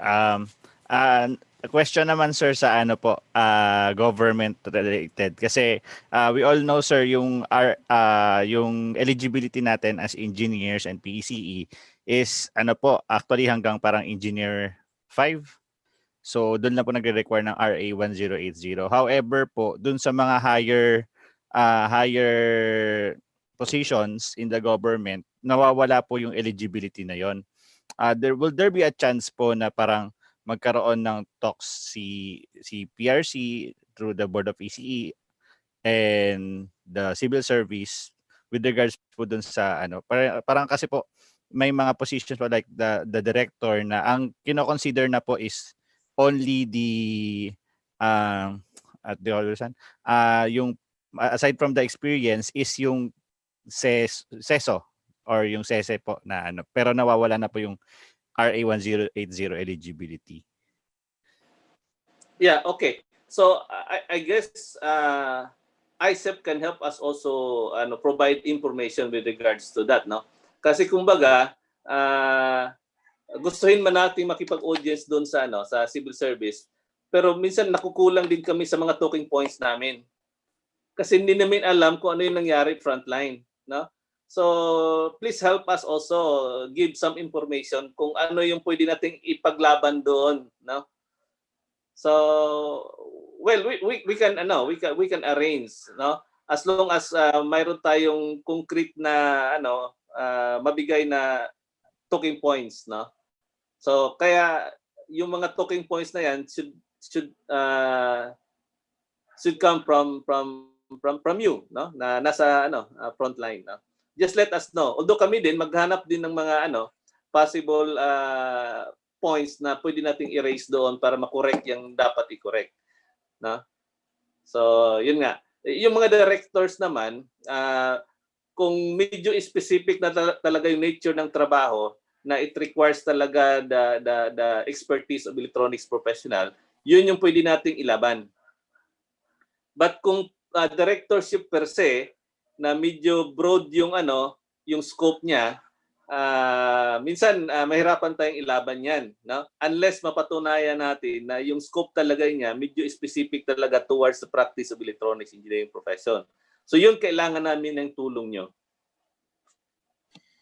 If I may share, if I remember right, during the time of I think President Ornan, he started coordinating with the civil service. In fact, that there was already, I think, parang a sort of initial talk with the civil service. Hindi lang ata na follow up ng sumunod na presidente or sumunod na board. Pero sayang, kung naituloy yun, baka meron ng magandang resulta. Aside from that, I think yung ating IRR medyo kulang. We need to have an IRR on demanding complement for each government employees. So that's yun yung magre-reinforce ng ating position na dapat sa gantong level o sa gantong position, PECE or ECE or technician. So kulang tayo ng IRR yung implementing rules and regulation. Dapat nakasama doon yun. O kaya yung ang ginawa ni Engineer Ornan Vicente na nakipag-meeting sa civil service, kung naituloy yun, maganda naging resulta. I hope Engineer Ornan is here so that he can orient the board kung acceptin ng board, yung board ng ICEP to get that shall we say responsibility of talking to the right persons in civil service. So I hope Engineer Ornan can give some tips on how to do it. So yun lang, just for your info. If I remember right, ganun ang nangyari noon. Yeah, Jan, go ahead. Sige, sir. I think si Sir Ornan po kasi is wala po ngayon dito sa ating webinar. Pero we will relay po. Siguro po sa episode 4, sir, nandito na siya para ma-orient yung board regarding po doon. And we are looking forward, especially po kaming na mga government engineers. So Okay, just to add na lang, no? Siguro you can prepare like position, tapos yung qualification, yung job description niya, no? So then another column is qualification, then propose salary grade na ano. So mga ganon para pwede nating madala yan sa civil service. sige, sir. So coming up with a matrix. Yes, sir. Tsaka po yung may mga fields po na sa government, sir, minsan may mga fields na medyo yung lines is blurred po for the different engineering professions. Sana makakapagkaroon ng talk tas ma-identify as per the charter po, ganun. As per RA 9292 or as per other RA. So yun po. Sana matingnan natin, sir. Sige, sir. We will look into that, sir. Yung mga government engineers nandito ngayon, hello po sa mga ECE na nag-work sa government. Kung titignan mo dyan, maraming trabaho ang ICEP, especially yung board. So siguro, it's time na makaselect ng member ng board na medyo nagtatrabaho naman para sa ating profession. So hopefully this will open up yung pag-select ng magtatrabaho sa board, sa national board, kasi malaki ang role o malaki ang responsibility na nakaatang sa mga directors or yung member ng board ng ICEP. Kasi marami talagang dapat gawin. Sige, sir. Move forward tayo, sir. Regarding daw po sa ACPE application po. So, meron na po ba tayong updates on that? Wala pa rin. Yung ACPE ang may hawak ang International Affairs Office ng PRC. So, currently at the moment, wala pa silang advice on how to proceed and all other things. So, as in, wala. So, hopefully, yung pinag-uusapan between the Board of Electronics Engineering, Board of Electrical Engineering, and Board of Mechanical Engineering na proposal for a virtual oral examination ay makita nila, then siguro magkaroon sila ng idea na pwede rin gawin yun for ACPE. Okay. Pero currently, wala. Sige, sir. Mikey, may nakikita ka pa ba mga questions dito? Pero kwan din, ano? Siguro, para, di ba, para ma-push sila na pag-isipan yon, mag-submit kayo ng application nyo for ACPE. So one way, sir, is to file. I mean, mag-file na ng application. File kayo ng application sa PRC. Same with PECE, sir, para ma-continue. Okay, sir. Sige po. Mikey, Kasi kung wala sila nakikita ang nag-a-apply, baka sabihin nila, hindi naman siya urgent. Diba? Apa. Yes, sir. Actually, sir, may mga redundant questions dito, Mikey. So, for other questions, like yung thin line when it comes to different professions, what are your views on the EE bill? Okay. May initiative namang ginagawa yung apo natin with regards to coming up with a position paper. And the board also will come up with a position paper. However, as far as PRC is concerned, wala pang dumating na notice coming from the Senate. So hindi yan natin maumpisahan. We cannot start the discussion at PRC level. However, pwede yung mapabilis kung mabigyan ni ICEP ng kopya si PRC with regards to that particular issue. Okay? But as of this time, I think ginagawa pa ni ICEP yung position niya with regards to that issue of EE bill. No? So, hintayin lang natin. No? Hintayin lang natin.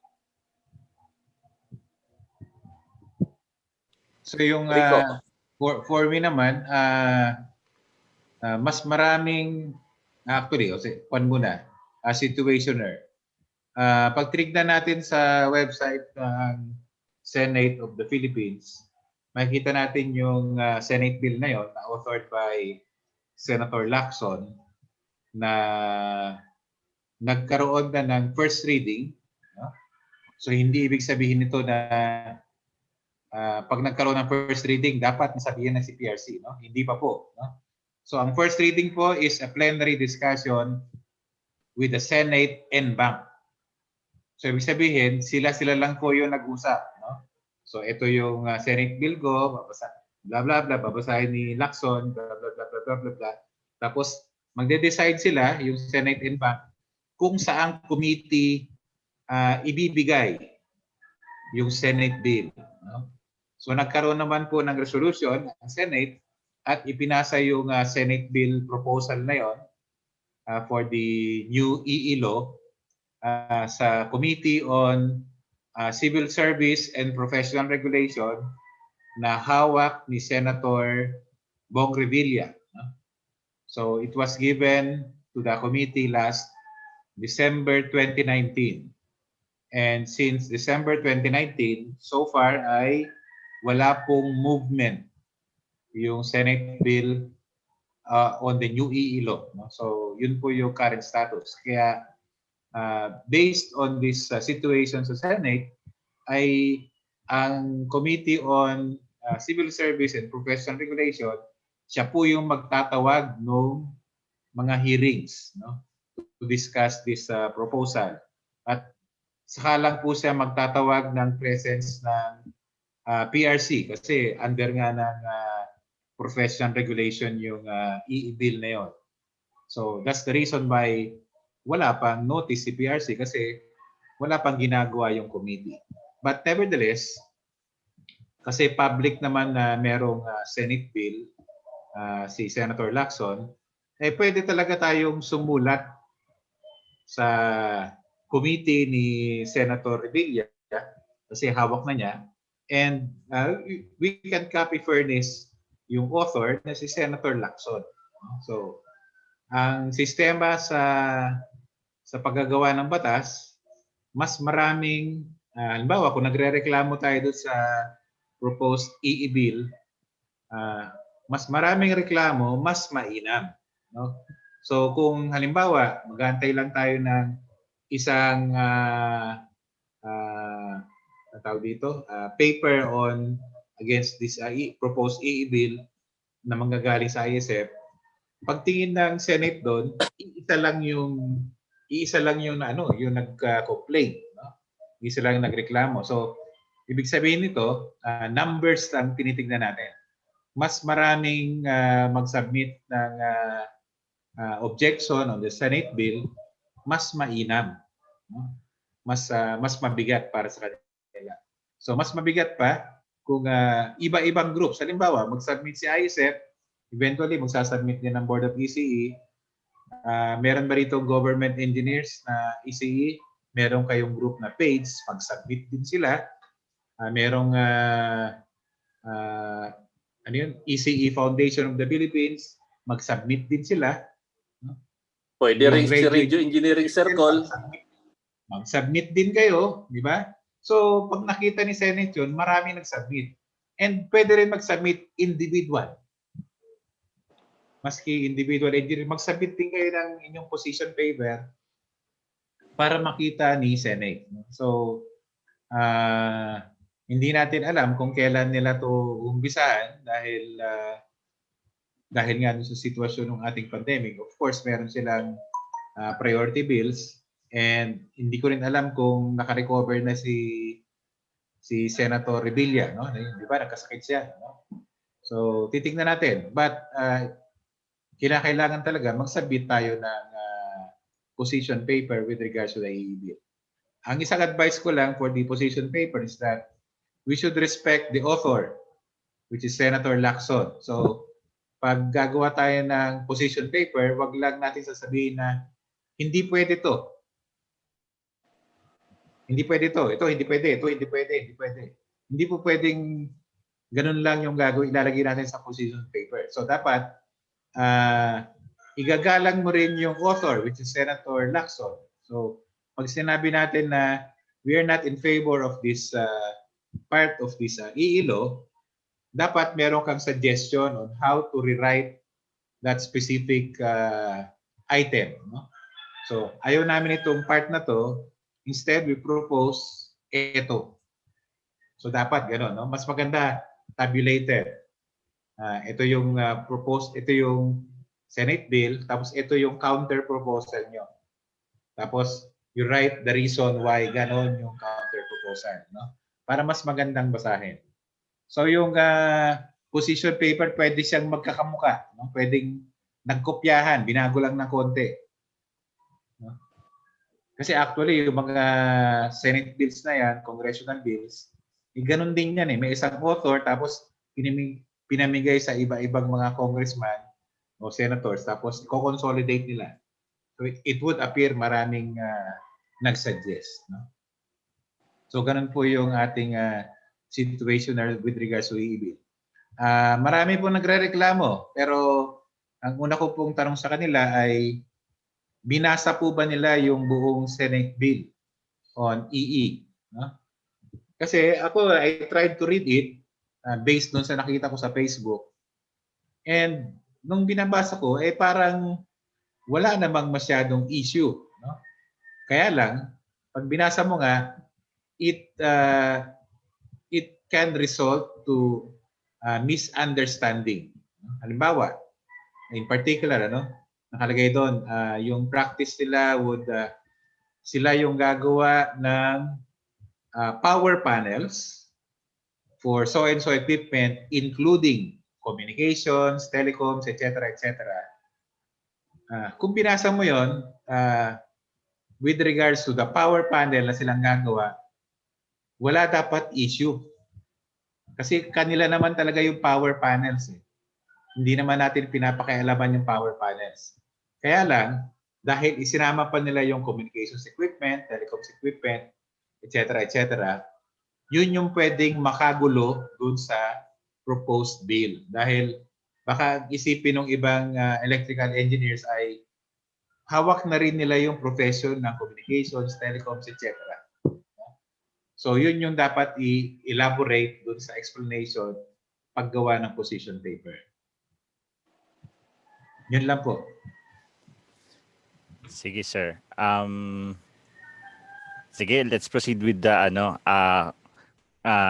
interaction with our attendees. So, pwede na po kayo magtaas ng kamay. Actually, due to limitation ng time, we will be entertaining 2 questions or 2 attendees na pwede magtanong, and we will turn on the microphone access po for you. So, pwede po kayo mag-raise ng hands now para tanong po tayo directly sa ating Board of ECE. So, calling once. Naging bidding pala. Okay, so sino po? Taas ng kamay. May mga tanong ba kayo? Pwede kayo magtanong directly or kung gusto niyo po Yung bati mga hindi namin nabasa sa Q&A box, pwede niyong itanong itanong mangyayari. po. So, just raise your hands. Opo, medyo mahiyain yung ibang mga attendees natin, no? So, Wag ayan, meron na. literal. Oo, meron. Bagong governor. From ICEP Singapore po, Engineer Paulo Lalaguna. Hello po. Hello, good afternoon po. Una po, good afternoon sa ating Board of Electronics and Communications Engineering. Sa Dr. Al, Sir Hermie, Sir Rico. Ang tanong ko lang po yung kaninang hinighlight ko sa Q&A. Is there any update dun sa CPD accreditation system? Yung pong last na diniscuss na PRC.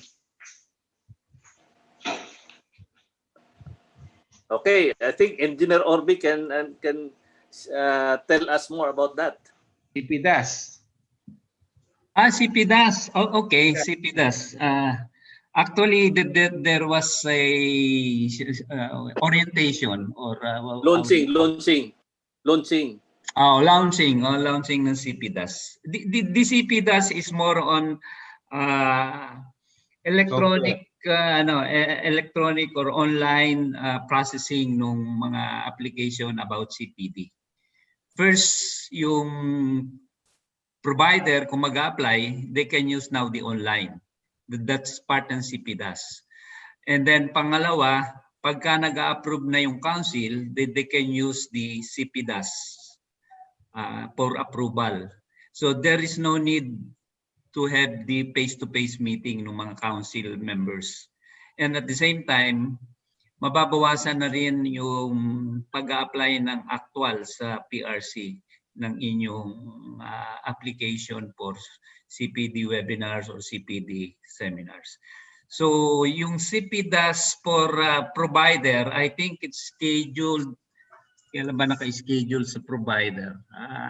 If I'm not mistaken, 17 parang 17. But anyway, you will receive, ICEP in particular, will receive the invitation for the CPDAS orientation or seminars on CPDAS. But the CPDAS is more on the online processing. At the same time, automatic yung paglalagay ng information sa database. So it's very important na yung provider merong kompleto yung sinagmit, lalo na pagka nag-submit na ng mga kung sino-sino yung naka-attend, kasi papasok agad sa database ng PRC kung ilang units yung nakuha nung in particular individual. So very critical yung pagsasubmit ng report ng mga provider para lahat ng mga nag-attend ng seminars na yun mabigyan ng credit ng CPD. So basically yun yung CPDAS, gagawin ng electronics yung filing at the same time yung pag-approve o yung pag-evaluate. So basically ganon. So the ICEP will be invited. I'm sure 17 if I'm not mistaken, pero mukhang nadidelay kasi maraming nangyayari sa PRC. Last Friday, nagsara ang PRC sa Moraita kasi nagkaroon ng COVID. So yung activity nung Friday na-move ng Monday, tapos maraming changes. So hindi natin we are just waiting for any change sa sa mga schedule. So katulad ng CPDAS, it's supposed to be ginawa yan nung September 2. Pero nagawa yan CPDAS nung September 9. So maraming changes. So dapat lang naka-monitor. So yun lang, basically yun yung CPDAS. Pero gusto ko lang i-klaro yung wala na yung communication, electronics engineering na, wala na yung electronics communication engineering. So electronics engineering ang tawag sa atin. So alisin na natin yung communication, baka nadinig ko kanina. So yun lang. Okay, so thank you, Sir Paulo. And I think meron po tayong next live na magtatanong po. We have Engineer Chris Andrew Trinidad. Hello po, magandang hapon po. Hey, good afternoon. Sir Hermie, follow up ko lang sa CPDAS kasi kung nanood ako nung September 9 sa PRC. Ang sabi nila within 15 days dapat ma-upload yung mga attendees ng seminar. Ngayon, ang tanong ko kasi sir, kung ang ICEP is ICEP National Bali yung magiging front ng ICEP paano yung uploading within 15 days kung padadaanin pa siya ng ICEP or ang mangyayari ba bibigyan ng access yung mga chapter ng ICEP para i-upload nila directly yung mga attendees nila? Sa ngayon, ang accredited provider yung national, ICEP National. Wala pang instruction kung lahat ng chapters ng ICEP pwedeng direct mag-upload. Pero for the meantime, since na ang accredited supplier is yung ICEP National, so dadaan muna lahat sa ICEP National. So unless na merong bagong instruction na ngayon. So you have to bear with that hassle. Idadaan nyo sa national, tapos yung national ipo-forward sa PRC. Sa ngayon, yun ang ano. So, pero sir, hindi ba magiging problema yun kung 15 days yung requirement ng PRC to upload? Ano magiging problem doon? Kung kasi sir, kung halimbawa maraming seminar sinabit kay ICEP National and hindi na process ni ICEP National na i-upload yung seminar na within 15 days, magkakaroon ba ng issue dun sa chapter na yon na hindi na-upload within 15 days? Okay. Let me say siguro related to that be that as it may, kung yun yung requirement ni PRC na 15 days lang, talagang mag-adjust tayo. Electronics professionals naman tayo, so gawaan natin ng paraan na i-automate natin within our level. So yun lang siguro pwede natin magawa doon. Kung yun talagang sineset na guideline ni PRC na you have to comply it within 15 days, we have to adjust as electronics professionals. So gagawa tayo ng paraan within our group, within our organization, na ma-comply natin yung pinapa-comply natin ni PRC. So 40 natin yon as electronics professionals. So kaya natin yon. Challenge yun sa mga professionals, electronics professionals. Kalampagin niya lang yung national kasi ang responsibility nasa national. Kanya lang, nagre-reklamo yung national, mabagal din yung chapter. Hindi rin nagko-comply. So, internal na natin sa sa ICEP. So, I think we can make adjustment naman. So pagka nagkaroon ng problema, then tignan natin kung anong pwede natin gawin. Pero for the meantime, we have to comply with the requirement ng PRC. So baka naman hindi magkaroon ng problema. Although in-anticipate mo na baka magkaroon ng problema because of the present load ng ICEP National. Talagang medyo mabagal ng konti dahil sa ilan ba ang chapters ng 40, more than 40. Lahat yun centralized sa ICEP National. Iisang tao sa ICEP National, si May lang. So talagang nagkaklag doon. So pwede naman gawa ng ng leadership ng ICEP. I'm sure masusolusyonan yan. it's about time that we have to create a program or a system for that Yeah, as electronics professionals. yeah, electronically or whatever, basta there is a solution, either through technology or we have to find solution. Hindi naman natin sasabihin na electronically lang, baka may new technology pang lalabas. So, solusyon na lang natin. Okay, sir. Thank you, Engineer Andrew. For the last live question, let's hear from Engineer Vincent Ross Nakila.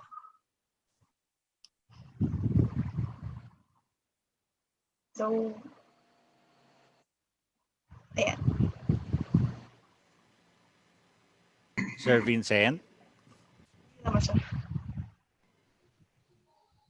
Nawala na si Sir Vincent. So, sige, Mikey. Okay. So, in-unraise na niya ang kanyang kamay. Okay, so for final remarks sa ating BECE to our attendees, start tayo kay Sir Hermie.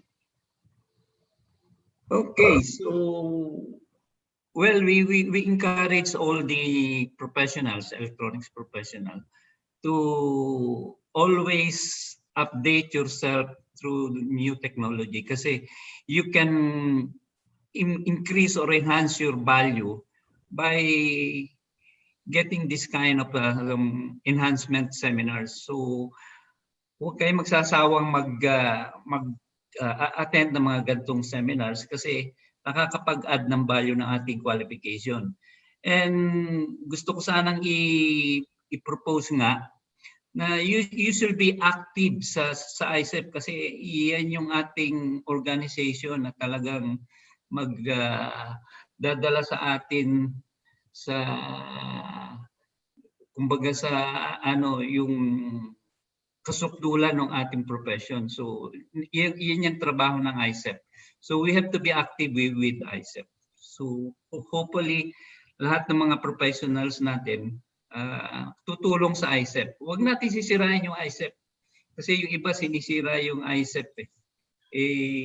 Importante, isipin natin kung paano tayo makatulong sa ISEP. Isa lang ang ating organization na pang technical or technical organization. So, pagtulungan nating tumaas ang level ng ISEP. So yun lang. Thank you very much. Thank you, Sir Hermie. Let's proceed with Sir Rico Del Moro. Okay, so congratulations ulit sa Radio Engineering Circle for this third installment ng BECE Hour. So ilang hours na kaya ito? Medyo mahaba na, no? At nagpaplano pa ng pang-apat, ano? Kanina nga inisip ko, sinabi yung pang-apat. Baka mamaya habulin namin yung, anong sine ba yun? Yung taon-taon nasa Metro Film Festival. Shake, Rattle and Roll, ano? Nakailang versions na ba yan? Baka mahabol namin yung number nila. No? But anyway, kidding aside, first, my advice to my fellow engineers, we should follow the health protocols. Ano? Wala pa tayong lunas dito sa COVID-19 na dinadanas natin. And we should continue to be safe. No? So, marami na niluluwagan na restrictions. No? Yung DOTR sa public transport, niluluwagan nila yung physical distancing. Ano? Palalabitin na. No? Para siguro mas maraming may sakay. But anyway, nandun yung opportunity sa atin during this pandemic to use our profession and to make our profession known during this pandemic. No? So napakaraming pagkakataon ang pwedeng gamitin natin yung ating profession. No? Tayo yung magpasikat. Merong mga contact applications for contact tracing, ang naunguna pa yata doon yung mga IT professionals. No? If we can call them professionals, kasi wala naman silang professional exam. Wala naman talaga silang qualifications, no? And dapat tayo yung nangunguna doon. No? Kung hindi man tayo nangunguna, we should be involved there. No? Dapat maglilid tayo doon. Maraming groups na sumusuporta dito sa mga activities during the pandemic. Kasama na rito yung pinangungunahan ng ating Superman, no? Si Onon Vicente, yung RET. And at one point, sinabi ni Orna na nanlulumo siya dahil he joined RET, he formed RET, isa dun siya sa organizers ng RET, hoping that ISF would be supporting him in this endeavor. But sabi niya, ang claim niya, iniwan siya ng ISF. No? So mag-isa siya ron sa RET, hindi niya kasama yung ISF. So probably it's one thing na dapat suportahan natin din si Orna with this activities sa RET. Kasi telecommunications naman ito kasama naman dito sa ating practice, and yet hindi tayo involved masyado, no? Except for Ornan and some other engineers, kasama na yung REC supporting Ornan there. Dapat maging active tayo, no? Next, yung profession natin is established, but yung foothold natin ay parang hindi ko alam kung nasaan, no? Halimbawa, marami tayong complaints sa ating building electronics, sa construction, nauunahan tayo ng ibang profession sa sign and seal, etc.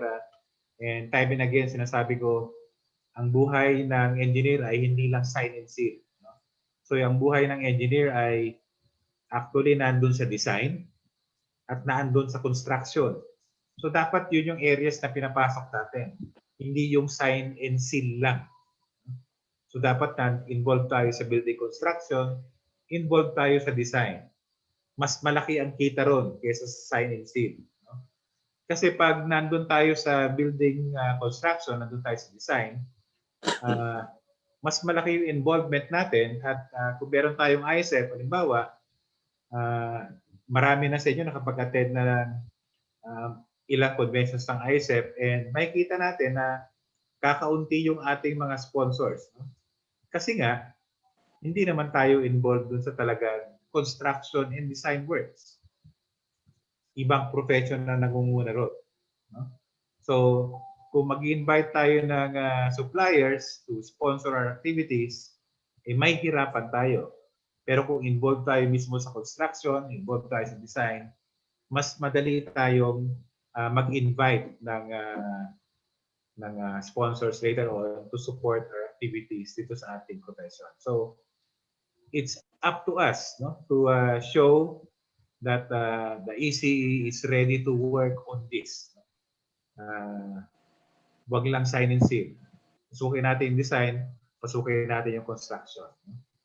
And meron akong take dito kasi may question dito kanina. Kung i-allow, nag-open up sa akin yan, no? Kung i-allow ba natin na dapat ay merong experience yung mga technology graduates na major in electronics, na dapat may experience muna siya before taking the ECT exams, ay siguro nga dapat meron tayong i-require na gano'n. Pag-iisipan namin yun kung paano namin siya i-incorporate, kasi nasa power naman ng Board of ECE to revise the requirements for board exams, no? So this is for the ECT. Kasi ngayon, pag nag-audit kami ng mga eskwela, nakikita namin yung mga schools na nag-o-offer ng bachelor's in technology or 3-year course on technology, major in electronics. At makikita ko na yung mga nagtuturo ng mga estudyanteng ito ay ang tinapos nila ay Bachelor of Science in Industrial Education, major in electronics. No? So, inisip ko, bakit parang sila lang yung nagtuturo, tapos later on, i-accredit natin as kasamahan natin sa profession. No? Samantalang tayo dito sa electronics engineering, yung mga nagtuturo sa atin ay licensed engineers, licensed ECEs. So ang sinasabi ko nga sa chat na dapat yung hindi one-to-one yung acceptance ng curriculum ng technology, major in electronics, papunta ng engineering. No? So, hindi dapat equivalent yung mga subjects na yun, maski na pareho yung wording ng subjects. No? They should not be equivalent kasi yung nagturo dun sa technology ay hindi naman ECE graduates. Hindi naman licensed ECE. Mga kwan sila, industrial technology, major in electronics din. Na wala talagang lisensya on electronics, hindi natin kasama dito sa ating profession. So yun lang po. Good evening po. Sir Rico. And for our last final remarks from Dr. Alnar. Yes, yun nga, dagdagan ko lang yung mga challenge na pinost ni Engineer Del Moro for our professionals. Kumbaga, we are part of the solution. Our profession is part of the solution nowadays. No? So, we have to really do our part as electronics professionals. Kasi nakakahiya naman na ibang profesyon yung naging bida, hindi tayo. No? When in fact, yun nga, CPDAS sa PRC, sino yung gumagawa ng programs? Other groups, no? So, this is a challenge, no? Dapat tayo yung mag-propose ng solusyon. It should not come from other group. It should come from us. Okay? Now, another challenge that I pose to our professionals. We are planning to conduct an online exam for PECE. Now, help us conceptualize an idea as to how to conduct this online exam or interview in a secured way. Now, although mayroon namang in fairness naman, I've been advocating this before. I'd like to recognize naman the effort of ICEP KSA, CRC, yung grupo nila Engineer Yumol. They submit a white paper for the conduct of online exam. We still have to read that one, but that's a good initiative na mayroon namang mga ideas na pumapasok coming from our group. Now, kumbaga, dapat marami yung mga ideas na yon, no? So, kasi for us in PRC, medyo I'm not comfortable na this idea are coming from outside, na dapat sana it should come from our group, no? Medyo, kumbaga, for me personally, medyo nag-alanganin ako bakit these ideas nanggagaling from other, no? So I would like to encourage naman please, no, think of a solution, try to submit your solution. And as what I've mentioned earlier, in these times of pandemics, let's try to collaborate with other profession and think of a possible solution na magamit natin in this particular situation. Na? So it's a matter of collaborating kasi hindi tayo makaisip ng solusyon kung hindi natin alam yung problema. And the only way to know the problem is to collaborate with other professionals. Na? So the first thing is just collaborate with them, and then kung ma-feel mo na yung sistema, then makaisip ka na ng possible solution. Na? So that's how it will start, and tuloy-tuloy na yan. No? So again, balik na, I'll try to repeat this one. It's our time nowadays, no? Dapat hindi natin sayangin to. Give your solution, technical solution on this particular problem, no?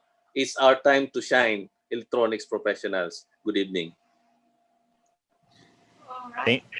Okay, so thank you po, Sir Doc Alnar.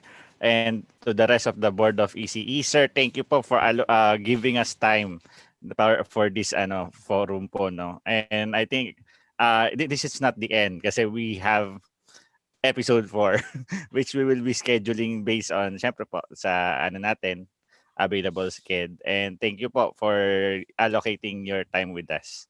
And pabati lang, belated happy birthday Engineer Emmanuel Yumul. Belated happy birthday po. And we would like to Oo nga, invite no? Yes, sir. So kaka-birthday niya lang po kahapon. So may we request our officers po na nandito, Chairman Engineer Gerhard Tan and sino ba ba? Engineer Patrick Holipas and the Board of ECE for our picture taking, virtual picture taking po.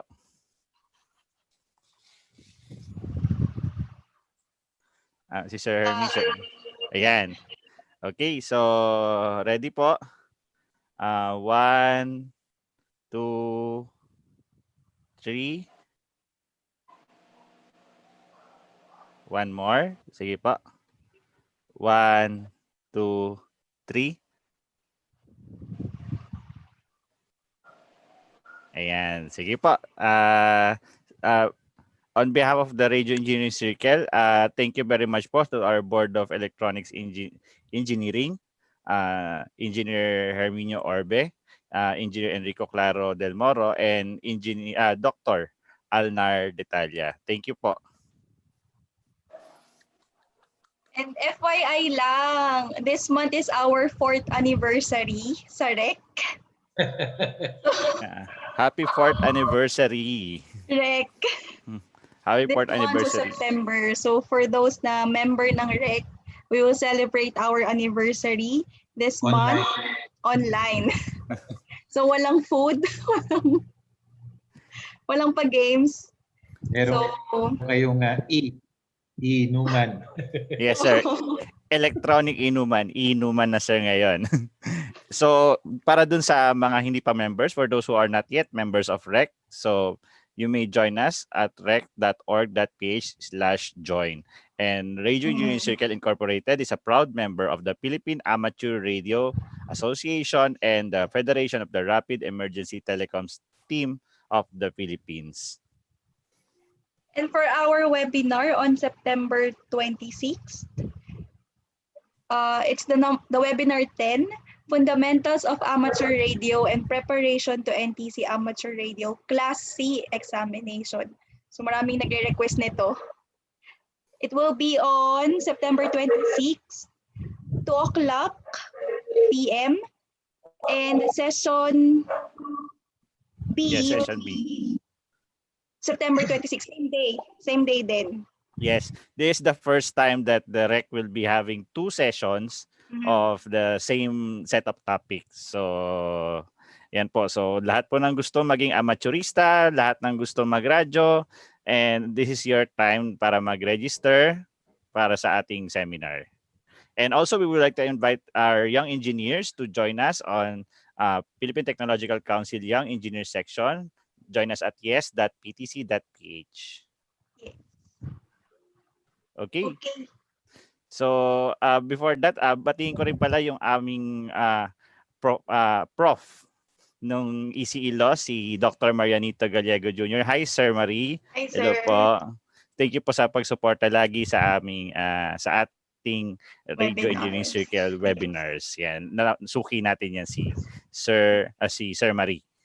Okay? So, without further ado, so to give us our closing remarks, may we call on the President of the Federation of Rapid Emergency Telecoms Team of the Philippines and the current Vice Chairman of the Radio Engineering Circle Incorporated, the Superman, none other than Engineer Ornan S. Vicente. Mahabol. Thank you, Engineer John de la Cruz. I'd like to thank our 3 distinguished gentlemen who untiringly accepting our invitation to be our resource persons, to give enlightenment and any clarifications on questions that members may have some questions or something in their mind. And this is our third and hopefully not the last. And these three gentlemen actually is working hard for the furtherance of our professions. And again, thank you so much. Hopefully, all your support, and thank you also to Honorable Dilmoro for mentioning about RET. I think I'd like to thank him for acknowledging RETT for recognizing the effort.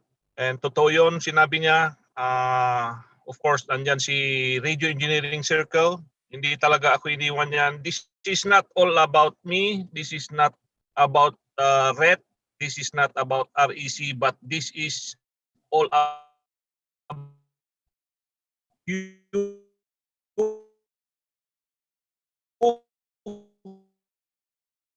your family, our fellow countrymen, tawag nito, serbisyong para sa bayan. Kumbaga, totoong serbisyo para sa bayan. So, thank you all for attending this webinar, this BECE hour. And it's actually composed of students, professional amateur radio operators, engineers, and technicians. It was founded last September 17. Mag-anniversary kami sa September 17. It was founded last September 17, 2016. Dedicated to amateur radio, propagate and radiate. The organization envisages students and professionals driven by the same interests in the provision of excellence and service that would contribute to the advancement of technology in the field of radio engineering. I hope hindi kayo magsasawa. Sana sa susunod pa ng mga activities, events virtually ng REC, you're still there and join us. Okay? So again, thank you to our host, REC Chairman Gerhard Tan, our President Patrick Hulipas, and of course to our to our moderators and MCs, si Mikey and Engineer John de la Cruz. Again, magandang gabi sa inyong lahat. Maraming salamat po. Mabuhay po tayo. Good evening. Thank you. Thank you, Engineer Arnan Vicente, for that closing remarks. So, Mikey? Again, thank you to our participants for joining this third installation of BECE Hours.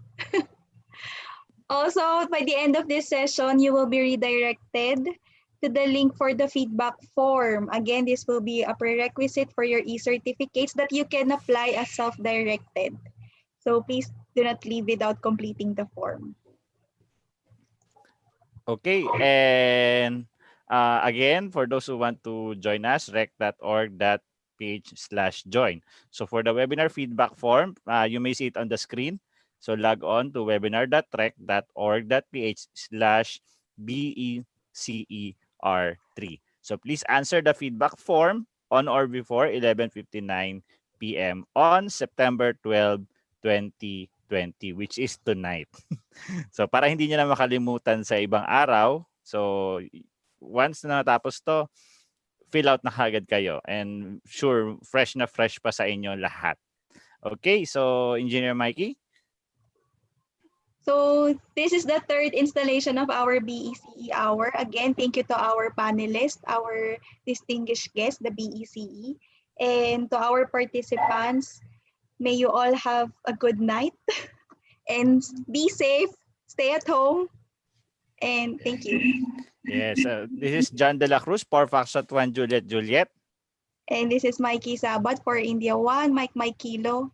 And this has been your Radio Engineering Circle 73 and mabuhay po tayong lahat. Yes.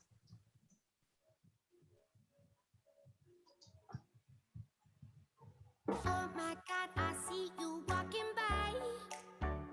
Take my hands, my D, and look.